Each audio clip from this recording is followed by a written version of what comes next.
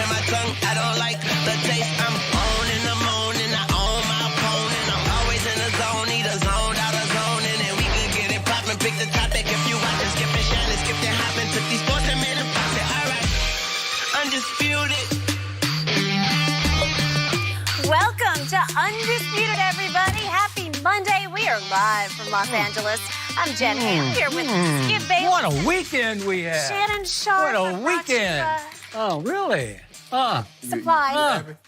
I thought it was parade day today. I thought we were going to have a parade downtown L.A.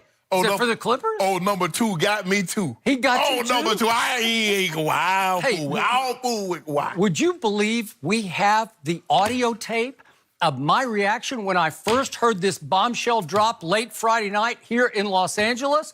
DJ dropped that track. That was me. Did you hear that?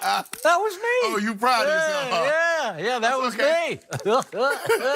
Way to go. Here we go. Oh, that Kawhi pulled a fast one. So He did. He got him. He got you. Might be a tough day for Shannon today. Let's get right to it, as painful as it is for my compadre. After days of anxious waiting, we now know Kawhi Leonard will be a Clipper. He's signing a 4-year max contract with the other LA team, choosing the Clippers over the Lakers or a return to Toronto. But that's not all. The Claw will go to battle next season with Paul George by his side. The Clippers surrendered a ton of assets to OKC to close this deal, including 5 first-round picks. Shannon, to rub a little salt in the wound, I'm sorry, but you did predict there was a 96.5% chance Kawhi was going to the Lakers. So take me back to Friday. How disappointed were you when you heard the news? Of course I'm disappointed. Skip, I've said it from the very beginning. If the Lakers can open up a max slot, the only guy that's worth giving that max slot money to is Kawhi Leonard. And it seemed from all indication, from what we were hearing, basically it was a 2-team race. It was Toronto Raptors and the LA Lakers. And I thought the Lakers had the inside track, AD, LeBron James, him being in LA. It just seemed from all indications. And the only reason I said the Clippers were excluded, Skip, I could not see a scenario where they got a player to pair with him. I'm like, Dame Lillard is not leaving Portland. Giannis is not leaving Milwaukee. I'm going all over. I'm like, okay, big guy. Okay, who could he get that want to go to the Clippers? Paul George never registered on my radar for the simple fact, Skip, he had just signed a 4-year deal last year. So I'm like, well, he's out of options. He wants to go with someone. I agree. The only place he can go, if he's not going back to Toronto, he's going to the Lakers. And lo and behold, they're working behind the scenes and they pulled this off. It's come to find what we know now, Skip. He had his mind made that he wanted to go to the Clippers only if they could get a second star.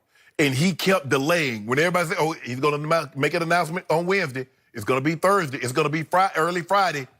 What he was doing was allowing Jerry West to work behind the scenes to get this deal done. And they were able to pull it off.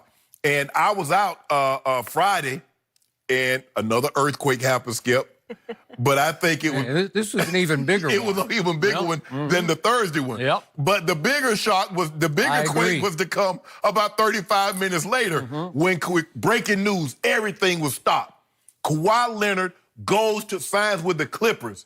And then a minute later, Paul George is traded to the Clippers. I'm like, where did this come from?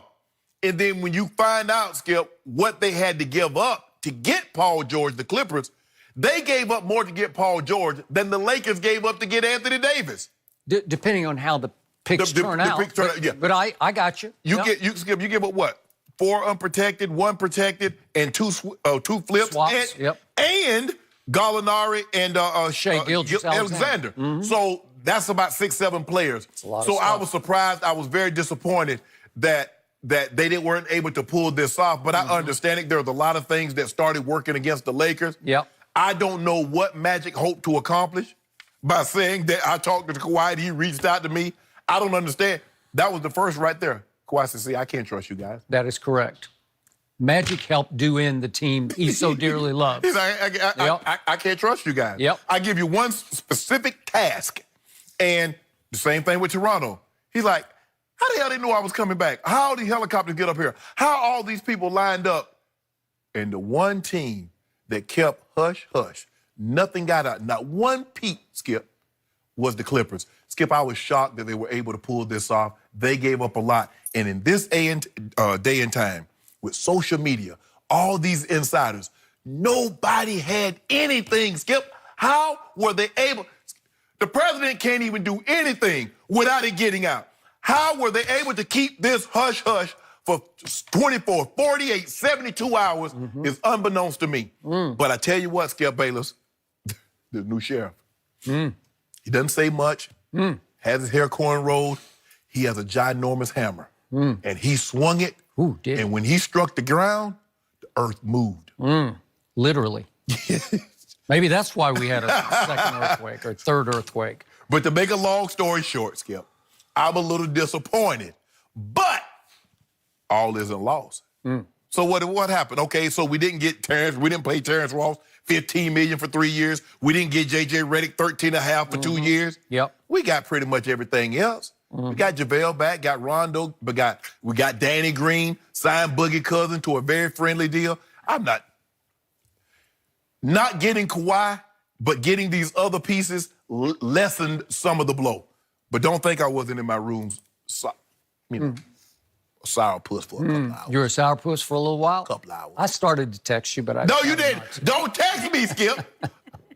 You see, you know, you want So, I must admit, I left this show on Friday thinking, I give up.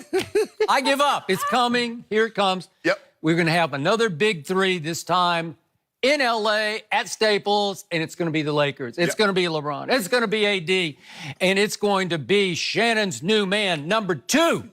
And I'm going to have to hear about this for a whole long year. And you laughed at me all day long on Friday, and I took it because I thought you were right, because I don't know.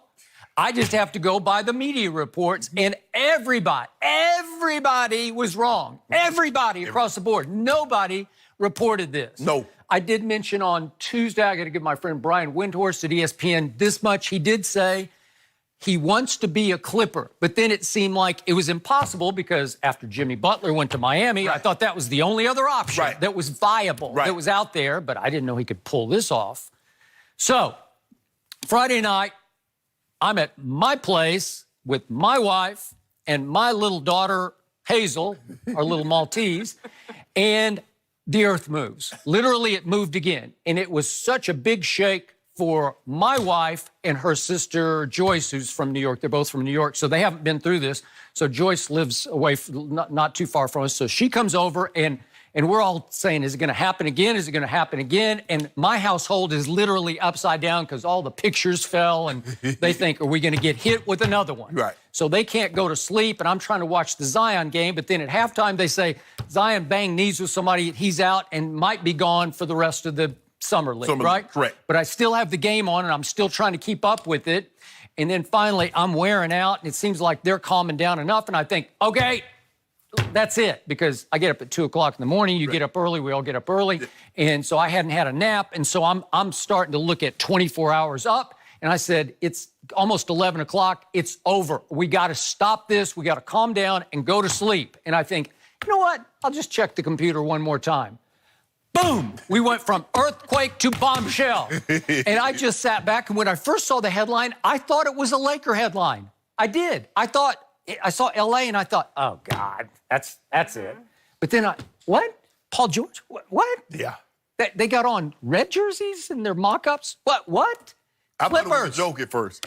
I didn't know what it was. And then the last laugh I got, because I just sat back and I said, he just did to the Lakers exactly what he did to my Spurs. He is number 2 and always will be number 2 to me, because in the end, he burned you just the way he burned me. He duped the Lakers, I believe, into really believing they had a shot at signing him. And they hung on when all along, I think from the start, his heart was set on Clippers. So he took you, Lakers, and the media for one long ride. And it seemed endless. It was a hell of a ride. He played all of us like a fiddle.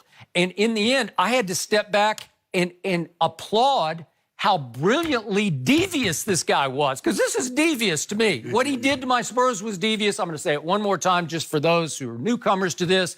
But he quit his way out of San Antonio because he exaggerated a thigh bruise into some sort of serious thigh injury, and he missed 73 games, and he was basically saying, I want out. Right. Just get me out of here. Get me to L.A. And when they wouldn't trade him to Lakers or Clippers, I don't know if they tried both. Who knows what happened? They weren't going to do that anyway. Right. They shipped his butt up to Toronto.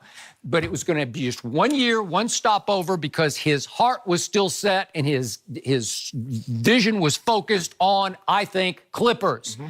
So he bamboozled everybody, especially the Lakers. And I'm going to push back on one thing you said. And I'm going to give you this. The Lakers rallied nicely on Saturday. Mm-hmm. They did the best they could, although I thought they gave Danny Green maybe a little too much money at $15 million a year. Well, the thing was the Dallas Mavericks had him. Yeah, the Mavericks had him, so you had to. All right. Because I thought 10 would have been perfect. Okay, but in the big picture, when he finally stealth bombed you, you had to sit back and think, wait a second. What if we could have had enough intel, Lakers, which I don't trust the front office right now, but what if somebody could have read the tea leaves correctly? Because I'm reading the Toronto Star report from yesterday in which it says that